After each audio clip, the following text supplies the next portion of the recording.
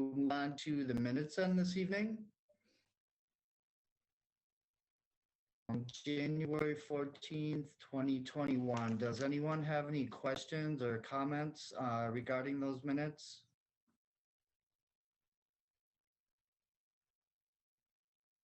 All right, if there are no other suggestions or changes to those, we will entertain a motion this evening. So moved. Also, I'll second. All right, thank you. We have a first and a second. We'll go down the list. Commissioner Vaughn? Yes. With the minutes? Commissioner Brox? Yes. Commissioner Horsch? Commissioner Gorblish? Yes. And I will vote as well to accept the minutes. All right, thank you very much, everyone. We are now on to the bills for the evening. Has everyone had a chance to look through those? Are there any comments or questions or anything that anyone wants to point out or add to that?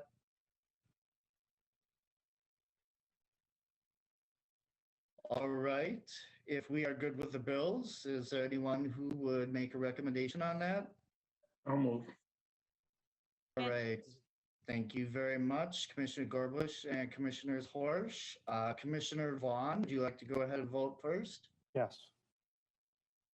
Commissioner Brox? Yes. Commissioner Horsch? Yes. And Commissioner Gorblish? Yes. And I will vote to accept the bills as well. All right, very well. Thank you, everyone. We are now on to the business items for the evening, and it looks like we have a few things here to talk about.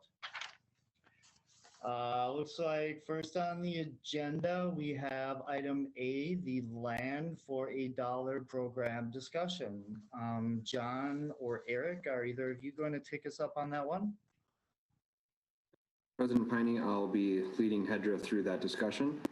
Thank you. Got a presentation prepared. If Dan or John could add me as able to share my screen, I'll do that in a moment. As kind of a presser, I guess, for this, one thing that John tasked me with was going through some of the programs that HEDRA currently offers in terms of incentives to try and stimulate growth and development within our community. One of those programs is, of course, the Land for a Dollar program. When looking at what's currently being available, a few questions popped up that we wanted HEDRA to provide feedback on based on some recent projects. And as we've worked through the program with action applicant this evening, just questions we want to ask and get answered here. So with that, I'll now share my screen.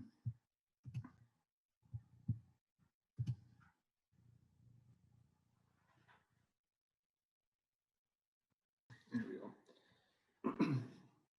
All right, so as a refresher for both our new commissioners as well as anybody that might be on the call, right now the program is set up that $1 is due upon closing of property currently owned by HEDRA for the purposes of a development project. The remaining market value is deferred for a period of up to 5 years. At any point during that 5-year period, the business could essentially call on their jobs credit and their construction credit options to reduce the market value total against the deferred amount, and then any remaining balance would then be due to the city. If the combination of the jobs credit and the building valuation credit exceed the amount that was deferred, the remaining deferred balance is forgiven entirely and no additional dollars are owed. HEDRA recently approved land sale to Simply Secure Storage. They elected to go forward and within their development agreement, agree to construct a building of a certain valuation that left them with a remaining cash balance of $52,000. They elected to go that route and to kind of certify their credits at the time of development agreement and then have that cash transfer up front with the remaining balance as opposed to deferring that down the line. Certainly the secure storage is a little bit unique in that it doesn't have any employees, so they didn't have a jobs credit that would have been applicable, but it did kind of set forward an interesting proposal where they had the land or the cash value transferred on closing as opposed to deferring for 5 years if they wanted to.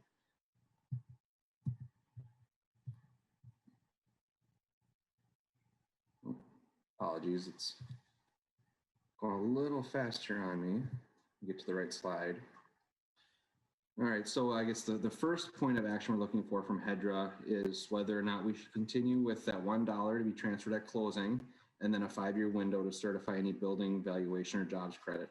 Or if the process that staff should be following is that of what Simply Secure Storage went, and that we establish a minimum building valuation at the time of development agreement, which would then lock in the building credit, and then have the remaining balance due upon closing. So with that, I'll stand for questions or comments from HEDRA on that item. All right, thank you very much, Eric. Does anyone have any comments? This seems like it's a pretty pertinent topic for us tonight. I have a question. Yes, go ahead. So, do we have any statistics on people who have used this program for the past, let's say, 5 to 10 years, and just how many of them have utilized the 5-year time window or any variation of? So, do we have an average that people are paying back within a year, 2 years, 5 years? Because I guess my question is, if everybody is paying closer to a year or 2 years, then we don't need this. But if people find the price as a barrier to starting their business, and that's why this is here, so they have some time to repay back, are people utilizing that 5-year window, or what's the average scenario if there is one? Great question, Councilmember Brox. I would actually look to Community Development Director Hinsman on this one, just given his increased history with the community in terms of how long people have typically taken. Yeah, thank you. When we've had the program in place for probably about 25 years or so. Most of the sales that have been taken place have been complete land credit sales, in which the jobs and the building valuation were more than the land value. So there was just $1 owed. There was not a situation in which it was a partial credit and a partial payment. So we don't have a real long history with situations like this. Ironically, though, some of the ones we've had lately, like Simply Secure Storage, the one we did last year, as well as the one we recently approved, were this combination. And so I don't have a lot of precedence on that. The reason for that, John, that the price of land has just gone up significantly, is that the reason why this is a little bit unique? I think the situation we're encountering here is that the building valuation, because it's a storage facility, is not as great as it would be for an office or manufacturing facility.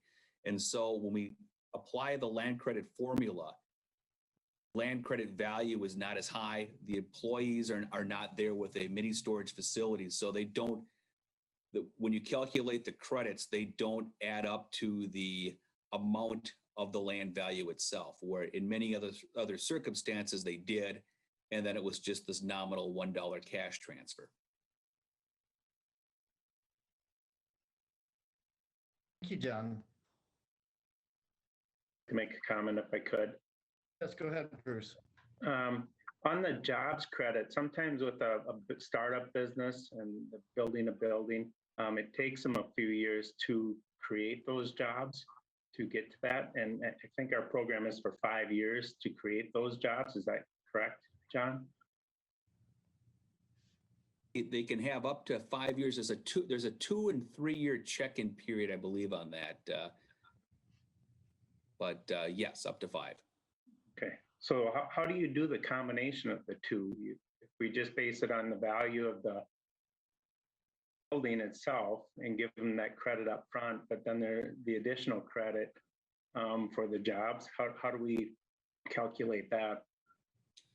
Within the agreements we've done in the past, we've put our initial calculation in, which in most circumstances have been the number of credits they have based upon job value and building value exceed the price of the land. And so we have a provision in there that states that if these estimates do not pan out to be real within those check-in periods, then you would owe us the difference between that. So we have that, it's called maybe a clawback provision, that money could be owed if the estimates were not to pan out. Okay. Thank you. Those totals are gathered from 10% of the assessed building value.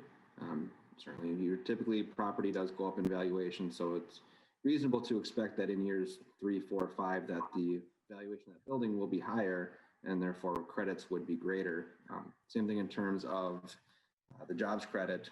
We require that they provide 12 months of payroll, and that would be, in the case of a existing business, it would be the additional payroll after the project. So if they had, say, 200,000 in payroll prior to the project and then 250,000 in payroll 5 years after the project, 50,000 would be the applicable payroll.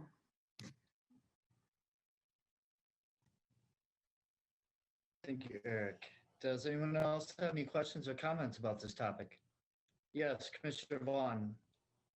Thank you, Dennis, Chair, sorry. I see where Commissioner Brox is going with this one.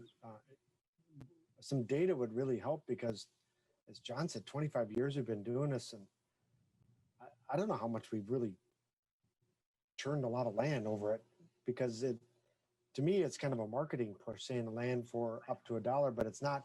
You truly aren't getting the land for $1. You got to prove that you can bring that land down to $1. Is probably the way it should be brought to the community. I don't want to get rid of it because I think it's potential there. I think 2021 has got a lot of focus, in my opinion, of creating jobs. And if this is going to be a tool to help create jobs in the community, we need to keep this in our toolbox. But I think we need to either remarket it, re-promote it, I think we're going to talk about here in a little bit, reevaluate some equations and maybe try to rebrand this a little bit, because it can be a little misleading where people think, oh, I can get land for $1 and start a business. True, but you got to really kind of get down to that. So I like the program. I just don't want to get rid of it, but I wouldn't mind putting it on pause until we think about this as a group about creating jobs. Thanks. Yes, Peggy, you have a question. Commissioner Horsch. Yeah, it's kind of a question and a combination question comment. I'm assuming beyond what we have in our packet, there's no other written criteria governing, if somebody, is it an option and do they have to qualify for it beyond, the credits that are given? Commissioner Horsch, anybody would be eligible for participation in the Land for $1 credit, or excuse me, Land for $1 program, if they were looking to purchase city-owned land. You just opt in. I thought one of the comment that Mr. Grochon made in his letter that if he were to get it for $1, he'd put that extra 50,000 or whatever it was back into his building. So I don't know how often that happens with folks that are coming to you under that scenario to say, hey, if you give me some time, I'm going to spend that extra 50 grand up front and build a better building. So.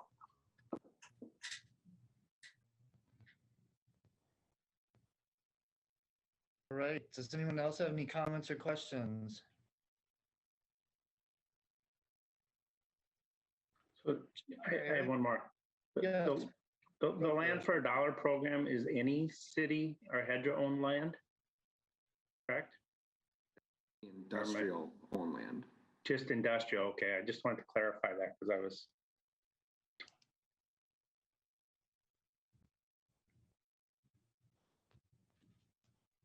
Okay, John or Eric, do you have the information you were looking for tonight, or what? Is there any more specific direction you'd like from us? I think we're good for this evening. I heard a request for a little more data. We'll do some digging into that to see kind of what that use has been and what the typical payback period was, to see if there is anything that should be tweaked kind of going forward in terms of when that payback should be expected. All right.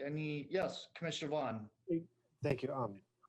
Eric, if you could do me a favor when you're digging in that data, see if anybody defaulted on this program, and what does it cost us as a city then if they commit to it, and within, if I remember it, I thought we moved a business to the industrial park under the job program, and I think it defaulted, and I'm just curious what happens then if somebody defaults. So thanks. The way the program is set up now is if they were to move within 5 years or default on it, the remaining cash value that or market value of the land would get assessed to the property. And they agree to that assessment at the time of development agreement. But of course, when the city actually collects on that assessment, it is tough to say. Yeah, in my experience, commissioners, I'm aware of one occasion in which this has occurred. I think over my 19 years, we've probably done at least 10, 15 of these transfers. And then there was many more before that. The only default situation that came up was with UBC Lumber and their move, ProBuild, their move to the industrial park. They did not meet the 5-year window for operation. So there was a payment that was due. Thank you. All right. Second Thank part you, of everyone. Eric? President Piny, I've got a second portion to land for a dollar discussion. Oh, wonderful. Thank you. All right, so the next piece, in talking about the jobs credit and kind of looking into what was mentioned about the equations. Currently, the jobs credit provides $5,400 for every job equivalent. Each job equivalent is based on a $13 an hour job, which equated to a $27,000 a year salary. I've pulled some stats for median income, both within the city as well as the county, and we're looking to HEDRA to see if there's any appetite or desire to increase that threshold for what we would look to provide a public subsidy to in terms of job creation. That's a great question. Does any commissioners have any comments on that idea? Chair, I support re-looking at that. I think $13 per hour is too low. I think it needs to go up. Thank you. I would have to say that that would be my feeling as well. I would like Hastings to be a little bit aggressive and progressive on that topic, if at all possible. Yeah, I think that would be nice. Take a new look at that. Does anyone else have any comments or questions regarding that? Just one, it'd be kind of nice to know what the average wage is in the industrial park. If we're gonna, if this isn't for the industrial park and trying to get jobs in there, it'd be helpful to know that. I guess I don't know that using the median annual wage for the city of Hastings is comparable to there. I don't have a clue on that. So I guess it would be nice to hear that too. I agree. I think just some updated numbers, just kind of give us a fresh outlook going into 2021, and if any forecasts and so forth have been adjusted given our new working environment and business climate. So this might be a time to take a fresh look at that and see what we can do. All right. Are there any additional questions or comments? Any information regarding, or any more information regarding this? Mr. President, that was it on the Land for a Dollar program. All right, thank you. John and Eric, do you feel like you have enough to progress on this with? Yes. All right, thank you very much. All right, if we are ready to move on, that would bring us to item B on our agenda for this evening. That would be to approve the preliminary land credit sale for custom sawdust. John or Eric, I'm guessing one of you will lead us through this conversation. Yep, President Piney, I've got another presentation here to share. I believe the business owner is in the audience here if you do wish to hear from them. HEDRA looked at this proposal last month. We talked about different land options within the industrial park. They ultimately landed on a preference of lot 5 within the industrial park. It's a 1.33 acre site with a market value of just over $89,000. The business Custom Sawdust is looking to construct a 4,900 square foot building. That would have a valuation of approximately $350,000, which would equate to a $35,000 building credit. And then in terms of the jobs, they're estimated to increase their payroll by $35,000, which would equate to a 1 job equivalent for 5,400, bringing their total estimated value of credits to just over 40,000, with the remaining market value in land at just shy of 49,000. So that's the amount that would be deferred and potentially due over 5 years if the building value or the jobs don't increase to the point that it would be greater than the deferred value. And talking with the business and looking at trying to figure out what would be a good fit for them, and they had mentioned in the future looking to possibly do additional development. Staff did float the idea of adjusting a property line to shrink this current property to reduce the current, or I should say the deferred amount owed by just reducing the amount of land purchased at this time. Talking with Custom Sawdust, they would prefer to move forward with the 1.33 acre lot as is.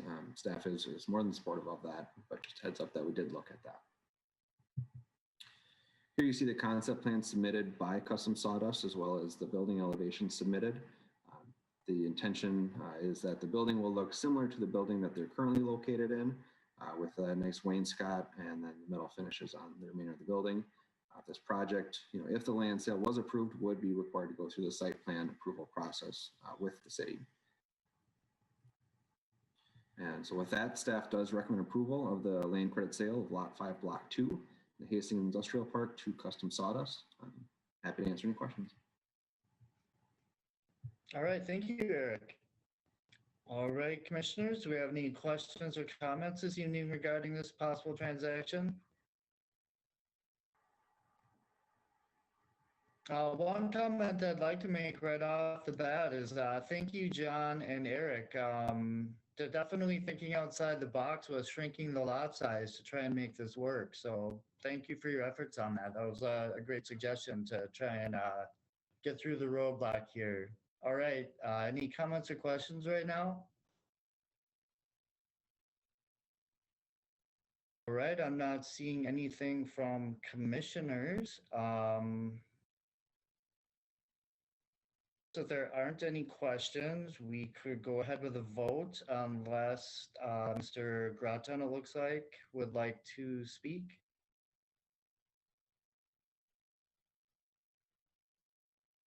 All right, I will entertain a motion if anyone is feeling so inclined at this point.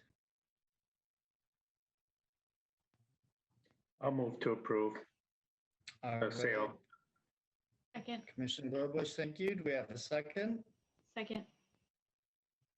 Thank you very much, commissioners. All right, we have before us a vote to approve the preliminary land sale credit to Custom Sawdust. We will run down the voting tally here tonight. Commissioner Vaughn, Yes. Commissioner Horsch, Yes. Commissioner Gorbush, Yes. or Brox, Yes.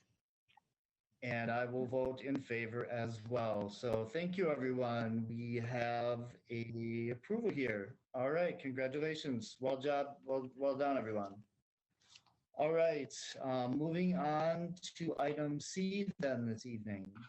We have the potential to adopt resolution number 2021-03, approving the exclusive land sale negotiation of 101 East 4th Street to Mr. Luke Seward through May 31st of 2021.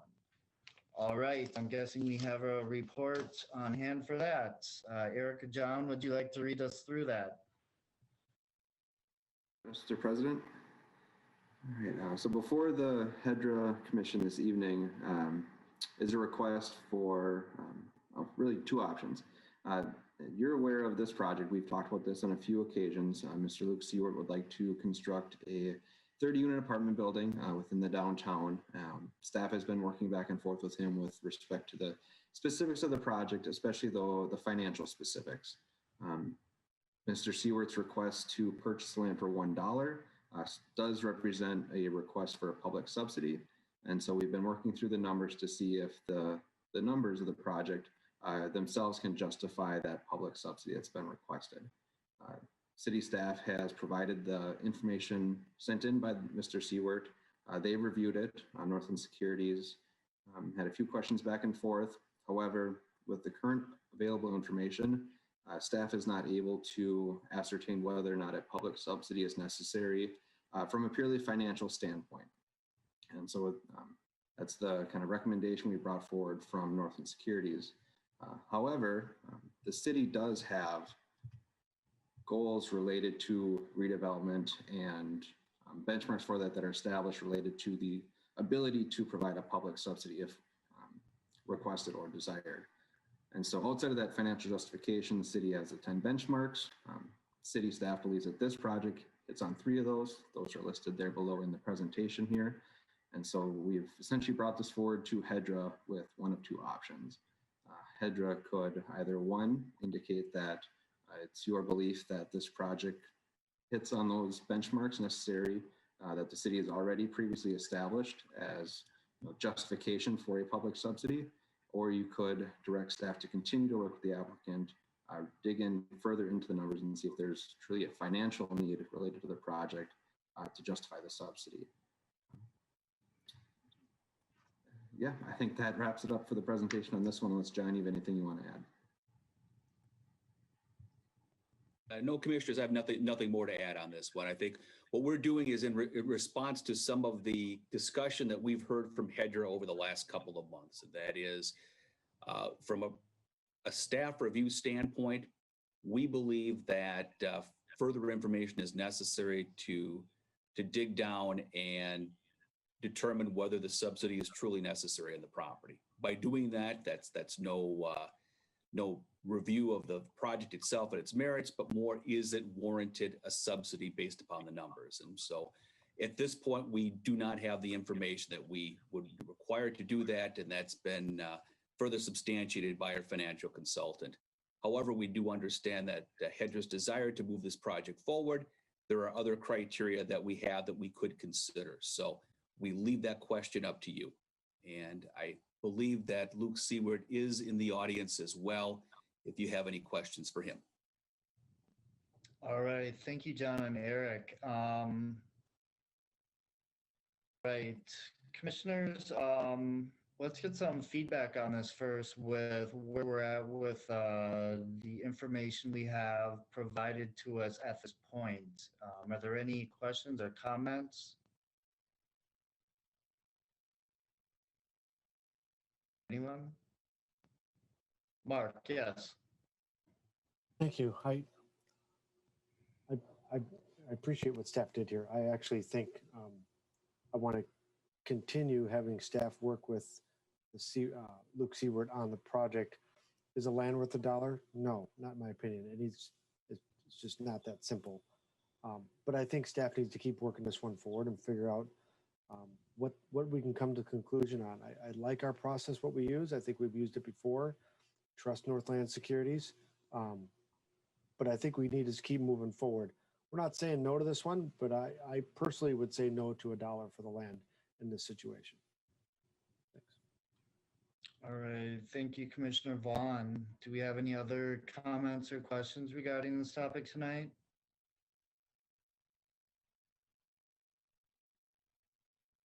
Like to say, I think it is a nice area that we could redevelop. And we did do a study on what can we do with the city-owned land in the downtown district area. And this was one of the lots that we had. And it was brought up that something of this nature would fit. So, I think it's a good project and it would be a good value to the city.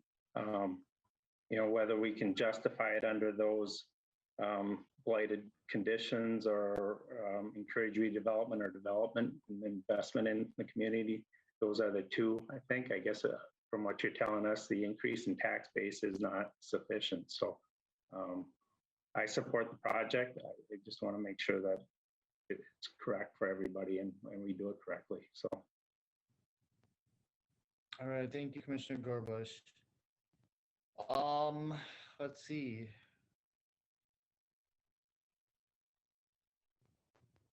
I guess at this point,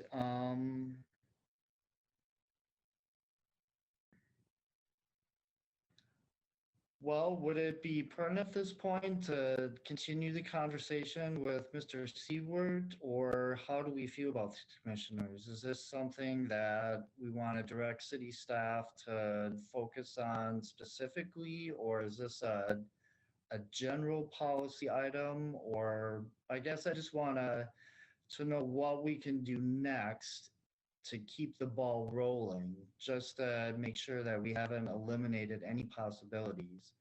Um, yeah, just want to cover all our bases here. City staff, what would you like to see the next step to be on this, if anything? There more information that you need to be provided with, or Eric or John? Yeah, I guess at this point, Mr. President, our view is that further information is necessary to make a determination on the subsidy. Okay. And that's been our view over the last couple of meetings here. We do recognize that there are other criteria that can be used to determine whether land is sold for less than market value. And so we wanted to be able to provide HEDRA with an alternative if they did not feel that that providing the information to the financial information to make a determination of the subsidy was prudent at this point. So really, we're looking to you for direction on that one. If more information is needed to determine the subsidy, then we'll continue to work with Mr. Seward to do that. If you feel that we have enough information to provide a sale of that property for less than market value or for $1, you can direct us to do that, and then we would proceed in going down the road and with a development agreement on that end. Okay, thank you, John.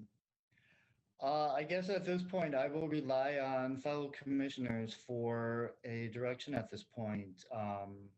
I think we would be potentially ready for a vote. If anyone would like to go ahead and make a proposal.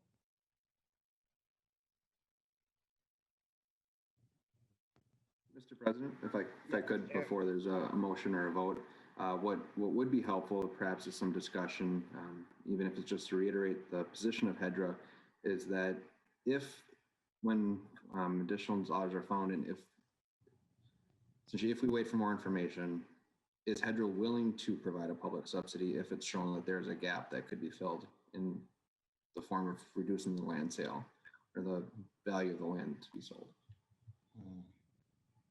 This is definitely an interesting topic, and one that would obviously have ramifications to follow, as every good deed usually does. John, do we have any workshops or anything that would be coming up relatively soon where this might be something we would be able to tackle, more of a conversation-based setting?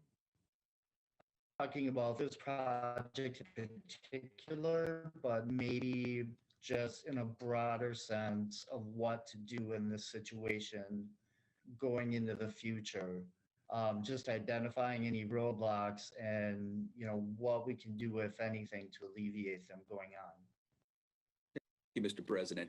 We have been discussing holding a general strategic planning workshop with HEDRA coming up in the next couple of months. Nothing specific to this topic, but if this is a topic that warrants further discussion, that can perhaps be added. Okay. Mr. President, I perhaps couch my question in the thought of, in terms of the proposed timeline of this project and trying to keep things moving along. If, let's say, for instance, you did approve for the land to be sold for $1, the next step would be the meeting in March for us to bring back a preliminary development purchase agreement. Staff could still bring forward a preliminary purchase and development agreement at the March meeting, even absent HEDRA agreeing to a price this evening. As staff works through the numbers, if we see that there's a gap and it does in fact determine that $1 is necessary in terms of the sale of the land, we could still bring that forward and keep on track in terms of a timeline for this project. Just looking to see if that's something you would support. That might be a good idea. Just continue this particular process on the road that it's on, and maybe this will flesh out suggestions or possibilities into the future. Um, and if this doesn't work, then, it doesn't work. But I just, like I said, this is a site and a project that's, kind of been tossed around for a while. I just kind of see this as some sort of a litmus test. And if there's an issue, I'd like to see HEDRA get through it so we can really move into the future with serious redevelopment projects downtown. Um, all right. What are people's thoughts on this? Mark? I think we can help. And as if the city or HEDRA owns this land, we may be eligible for grants that might help prepare the land or help. We did it in other projects where we have opportunity to get that grant because it's publicly owned piece of property, and then we do some kind of transfer and put a value to it. I go back to the framework of what we did with Northland Securities. We have them. They've done some work on this project for us. They gave us some framework. It sounds like they were missing some data that we asked for, that we always ask for when we use a third-party vendor to confirm these. We didn't get that yet, according to Northland, is how I read this. I'm saying I'm good. I want to keep going forward with this one, but let's work with them to say if that's a framework we want to use to determine subsidies, we need that data. If we can't provide that data, or if we choose not to do that, that doesn't buy me into working on any land credits or any kind of value discussion, because that's what we do when we sell HEDRA land. That's why I think that what John is referencing, having a workshop of maybe we need to revisit how we look at HEDRA land and working with potential developers. I'm just saying, move it forward. And if we have to put a purchase agreement in on the land that they get exclusive rights to it until we work out the details, I'm okay with that in the March meeting. If the details are right for everyone to protect it, if that's what the Seward family is looking for, is just to say, I just need to make sure that nobody sells it from underneath them and then they got a piece of property in the middle. I could see where the Seeds were saying, let me have at least rights to that thing while we work out the details. That's where I think we should head to, and we should be there by March, if that's what it is. Otherwise, keep plugging away the way we are, and staff is going to do the detailed work of it, in my opinion. Thank you. All right, thank you, Commissioner Vaughn. All right, does anyone have any other comments or suggestions as to a way forward with this particular topic? Any steps or information?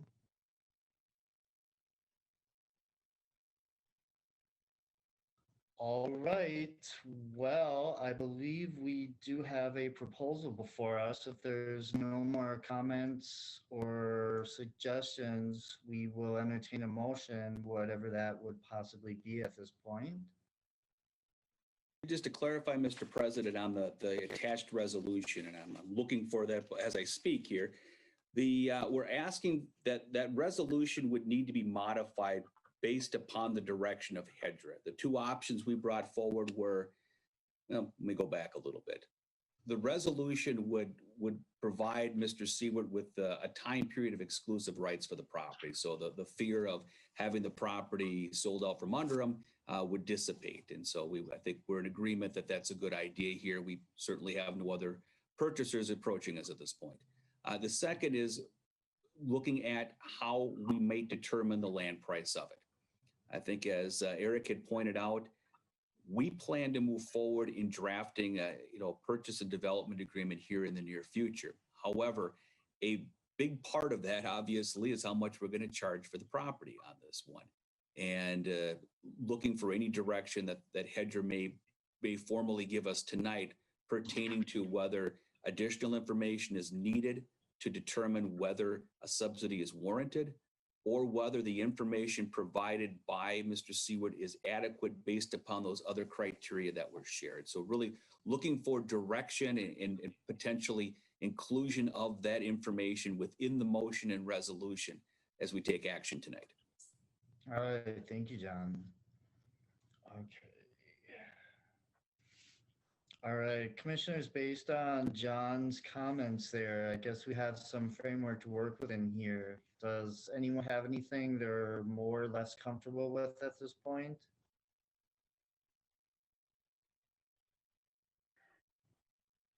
So I would really like to see the project move forward, and if we need housing, and I think this is the best project we've seen from that area. So I think it's warranted to have some kind of a discounted price, and I would support that. I don't know how you determine that. We've looked at the industrial park concept of 10%. Well, this project far exceeds that.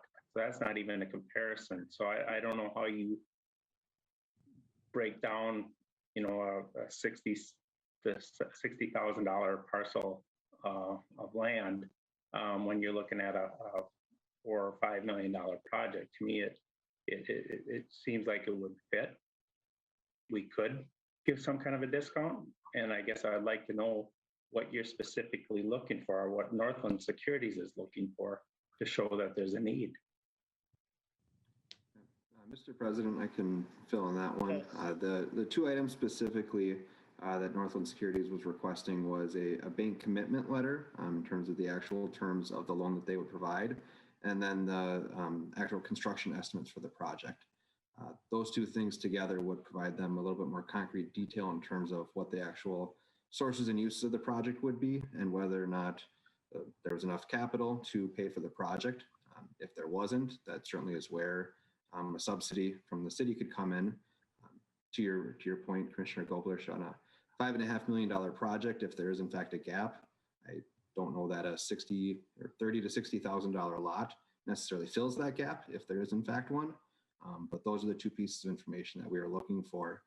Mr. Seward was looking to have some level of certainty with the land being locked in and at a certain price prior to moving forward with some of those conversations with contractors and banking institutions, which is why we're here this evening having the conversation.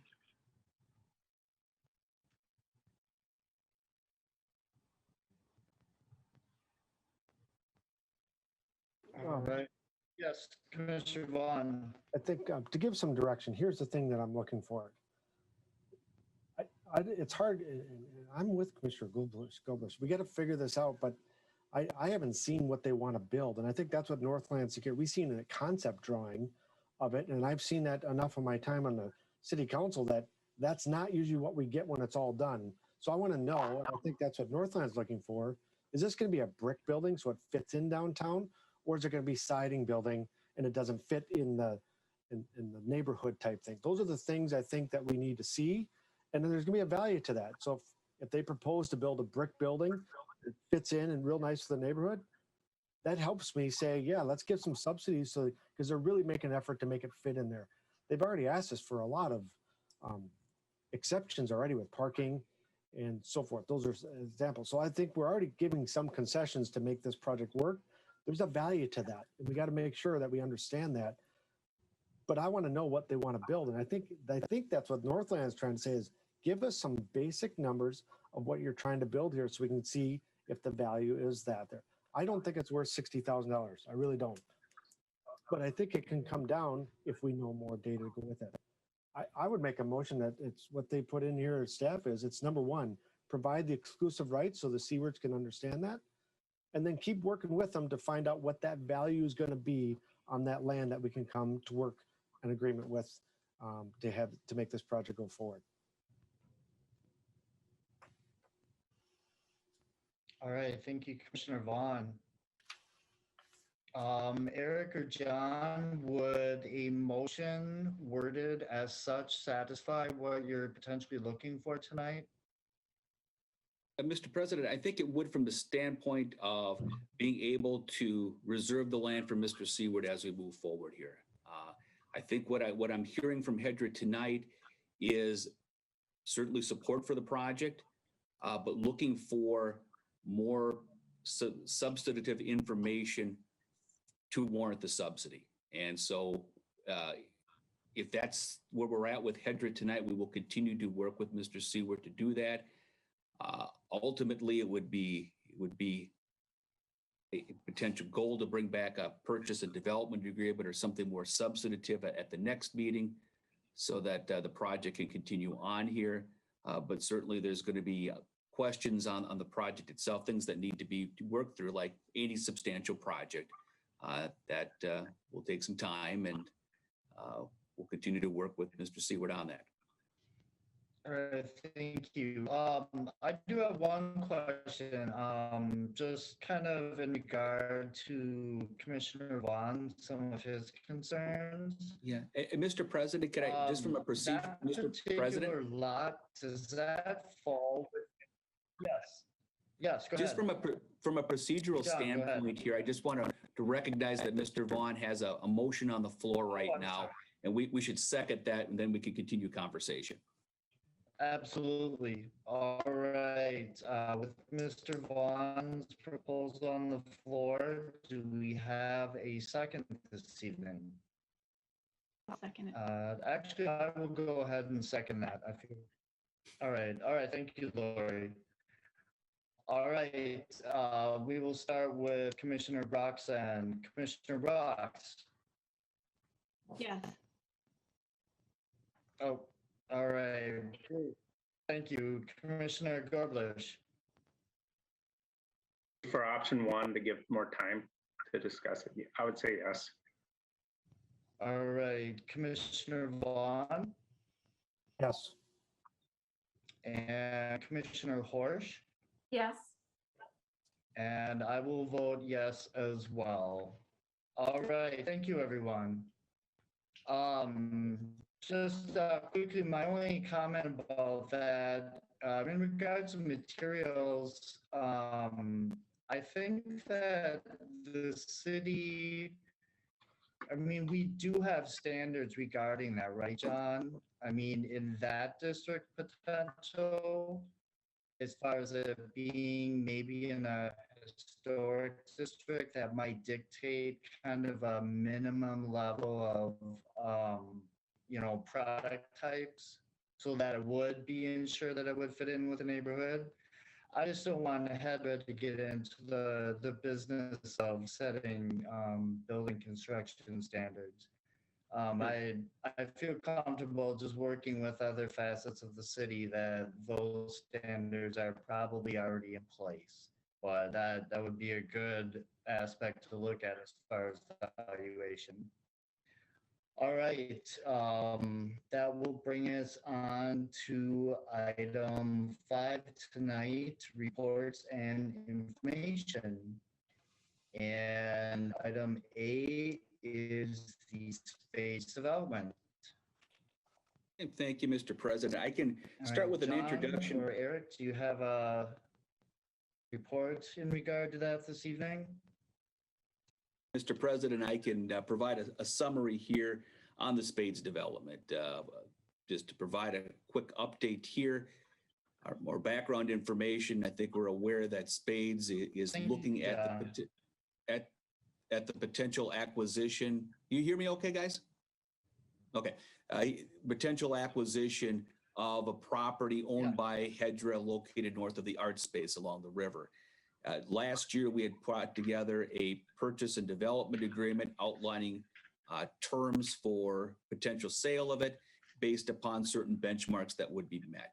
Obviously, changes in the world have occurred over the last year relating to COVID, and there's been a little bit more uncertainty as to how offices operate and how businesses start up here. And so in discussion, we've continued to have discussions with Ray Menard from Spades and looking at some of the timeframes and benchmarks and when he can meet them. And at this point, it's a little bit undetermined as far as the timeframe goes. I would characterize it, in my opinion, we're still very interested, very excited about the prospect of this development coming forward, but recognize that we want to be able to, before we enter into an agreement, have some more substantive dates and knowledge as to when things might occur.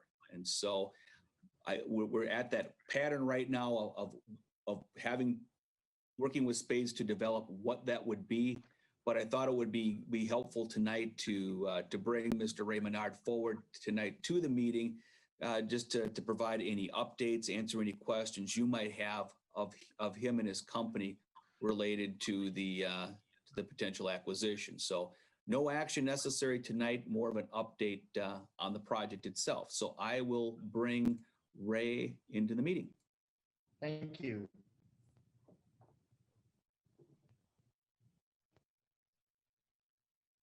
And Ray, you should be here. If you unmute, we should be able to have access.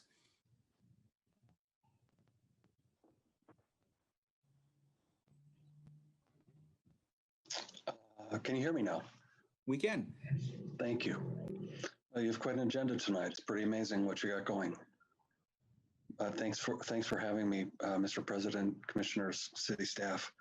We're very excited about what's going on, but it's not proceeding at the pace we expected.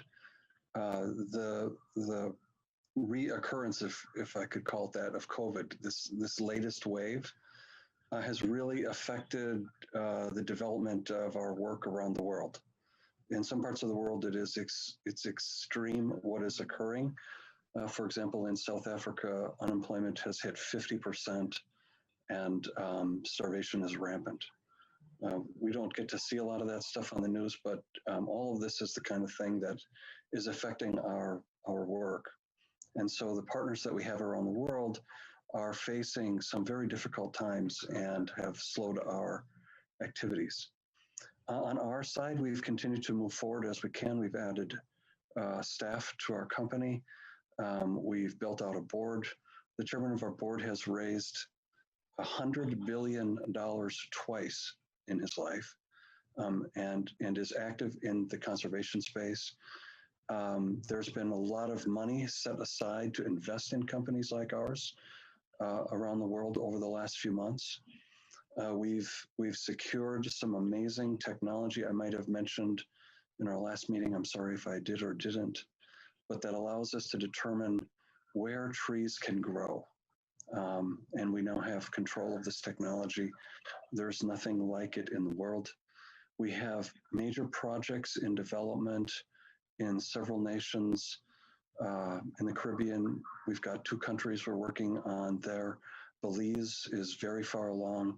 In Africa, we've got Uganda and Zambia are projects that are very far along, and we're now working on another project that will span 6 countries in East Africa.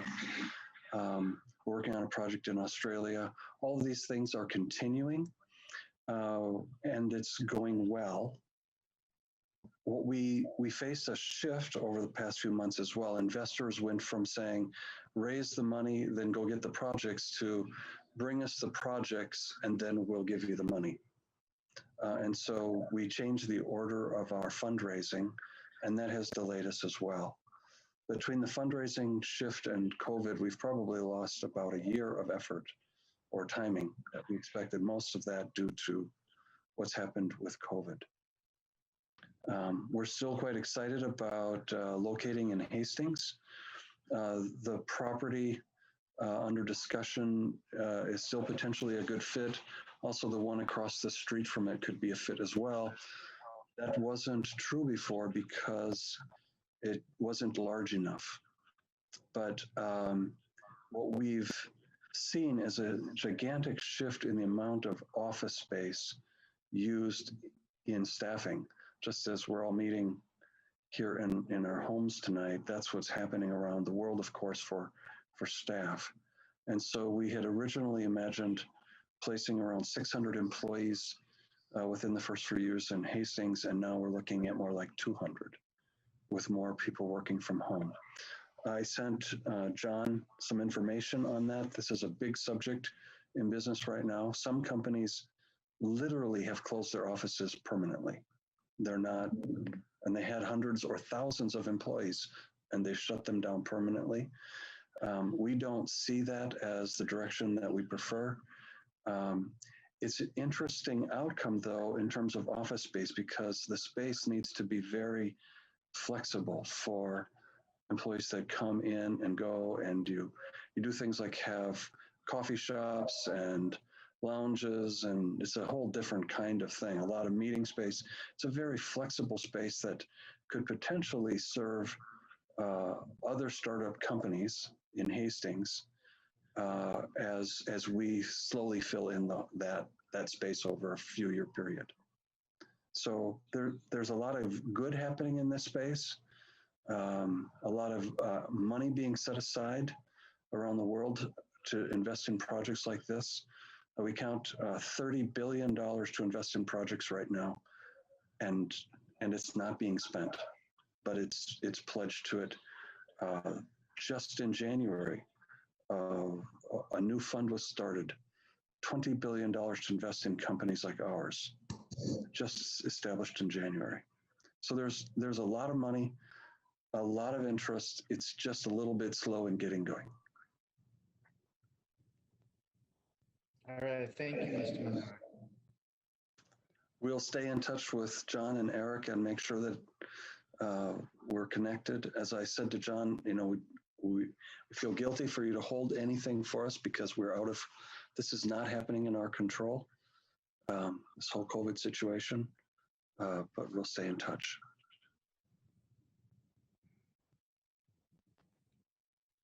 All right, thank you for that update. Thank you.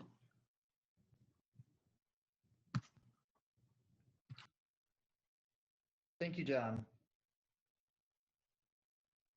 Right, thank you. And thanks, Ray, for the update here. Moving on to the next subject we have at hand here, parklets. I want to give some appreciation to Eric Moss on the subject here.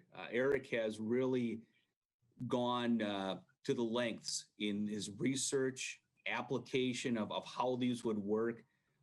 You may not know that Eric has a background in landscape architecture, so we've been utilizing that a little bit through some of the design work that he has been looking at and some of the items that are necessary for parklets. So I have Eric here to provide an update, and I'll turn it over to him.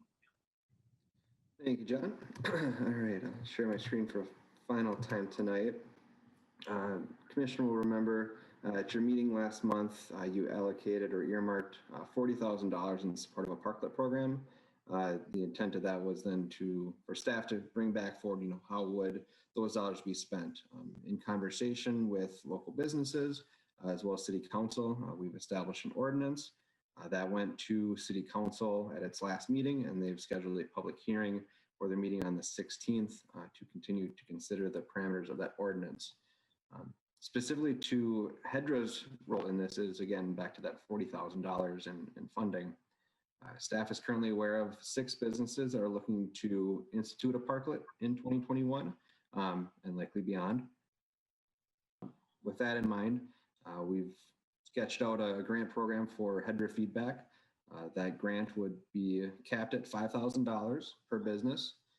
The first $1,500 in hard costs would be covered by the grant, with the remaining hard costs being split 75-25, with HEDRA covering the larger portion, up to a maximum contribution from HEDRA in the form of the grant of $5,000. So that's really the nuts and bolts of that. We're looking to HEDRA to see if that's something that you would support, or if there's any comments or feedback you would have on that program.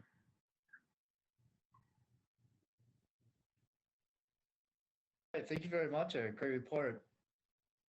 Does anyone have any comments on that? That looks like a pretty workable deal here we have. Yes. Thanks. Eric, I don't need the answers today, Eric. These are questions I'll probably be asking at the council here.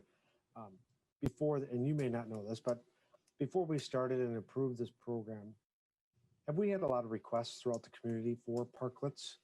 Or what other communities, I know Minneapolis has them, how many other communities are doing them? And then also, how do we recognize other businesses that made investments already? Do we give them a look back on this? So anybody that made an investment in their property, would they be eligible to, let's say in the last 3 years, to come back and say, well, I didn't get a chance for a grant and my patio is a parklet or a value of it. Could they be eligible to get grant funding for their investment that they made? Again, I'm trying to look out for that people have made investments already in the community versus just a grant. And I agree with the job, with the sharing of the project with the business owner. I just think it's important for taxpayers, and I would not agree with the 1,500. I just think there got to be have a vested interest on behalf of the residents that it's just not a grant, a freebie, unless we're getting, because I've never received any calls saying we really need parklets. I think we did parklets last year to help get through COVID. And this is what I'll be bringing up at the council meeting too. Thanks. All right, thank you, Commissioner Vaughn. Commissioner Vaughn, maybe I could respond to that one before going on. Great question, great idea with respect to the look back and other people that may have invested in their property in a similar fashion to what the parklet could be. I think that's a valid question. What I would maybe look back to HEDRA on to see if you're willing to allocate additional funds, perhaps from that remaining COVID relief, which would be remaining 60,000. As I've been looking around and trying to price out parklets, they're quite spendy. We're looking around and trying to find contractors that'll do them for a more reasonable amount. But we've had estimates come back in the tens of thousands per parklet. Certainly that will not be feasible and is not an option. But just recognizing that even at that 5,000 mark, we're hopeful we can find something that'll work and that they won't have to spend above that. But very likely that could end up being the case. The reason staff brought forward that first 1,500 was that we do recognize that there are some businesses that have been harder hit than others, and that the parklet is, of course, a strategic advantage, if you will, and that we didn't want to have an extra barrier to entry in order to have a parklet, especially now that the city will have an ordinance requiring certain safety features be added that weren't necessarily in place last year that do have a financial cost to them. So that was staff's reasoning, I guess, behind at least bringing forward the thought of some money up front being covered.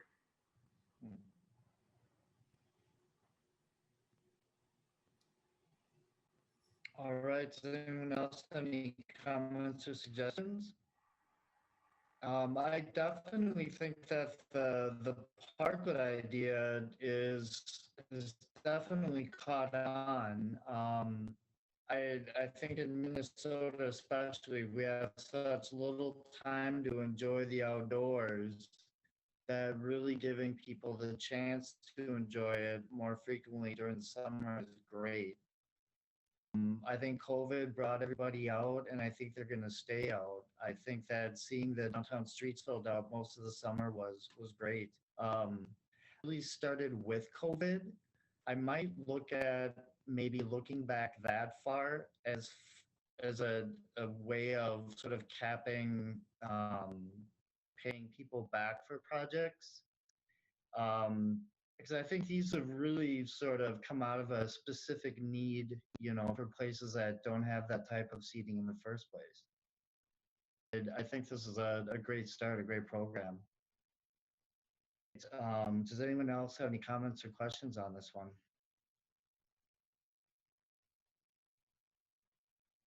All right, well, that brings us on to item C then, the open to business report this evening. Thank you, Mr. President and commissioners. Within your packet was a report from Open to Business on their activities in 2020. Ultimately, 2020 has been an unusual year, as we all know, but there's a couple of highlights. I mean, they are continuing to serve people, continuing to meet. In Hastings, they met with 9 different businesses, 5 different residents to ferret through different business opportunities. To back up a little bit, what Open to Business does, they are a firm that we contract with as HEDRA, along with 10 other communities within Dakota County, to provide initial assistance for entrepreneurs or businesses that are looking to grow on questions of how to do that.